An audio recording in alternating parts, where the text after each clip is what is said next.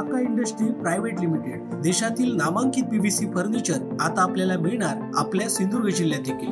आधुनिक युगातील आधुनिक पाऊल विजय यूपीव्हीसी फर्निचर।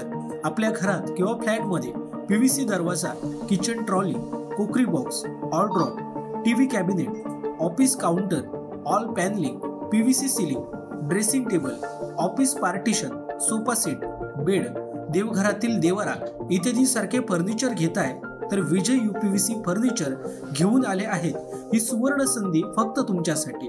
वाळवी किंवा पाण्यापासून कोणत्याही प्रकारचा धोका नाही। चला तर मग विचार कोणता करताय, आजच आमच्या कणकवली येथील विजय यूपीव्हीसी फर्निचर शॉपला भेट द्या। आमचा पत्ता शॉप नंबर 5 तळमजला, कलेश्वर कॉर्नर, होंडा शोरूम नजीक, कलमट, तालुका कणकवली, जिल्हा सिंधुदुर्ग। एकदा अवश्य भेट द्या आणि आपणास पसंत असलेल्या फर्निचर वस्तूंची निवड करा। आमच्या फर्निचर बाबत अधिक माहिती जाणून घेण्यासाठी www.kakaprofile.com या वेबसाईटला भेट द्या किंवा अधिक माहितीसाठी 9420206340 किंवा 9256566256 किंवा 9588487928 या संपर्क क्रमांकावर संपर्क करा। नमस्कार। 2 दिवसापूर्वी कुडाळमध्ये झारप तिट्यावर एक घटना घडली। काही पर्यटक आले होते, तिथे एक चहाची टपरी होती। चहाची टपरी एका मुसलमानाची होती आणि काहीतरी बाचाबाची झाली आणि त्या बाचाबाचीवर ते सगळे मुसलमान एकत्र झाले आणि त्या पर्यटकांना मारलं।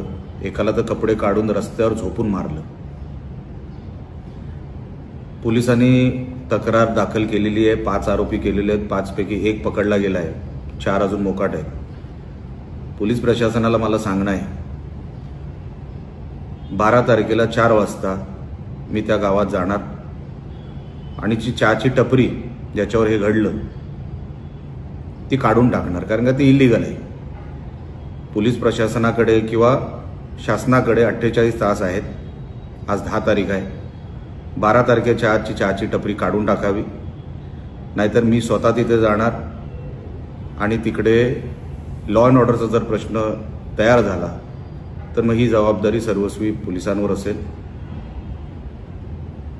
मला कसलाही संघर्ष करायचा नाही, पण ह्या मुसलमानांना जर आता आम्ही धडा शिकवला नाही, आमचा सिंधुदुर्ग जिल्हा मोठ्या प्रमाणात पर्यटक आमच्याकडे येतात आणि जर अशा कुठल्या घटनांमुळे जर आमच्या जिल्ह्याची बदनामी होत असेल तर ती कधीही सहन केली जाणार नाही।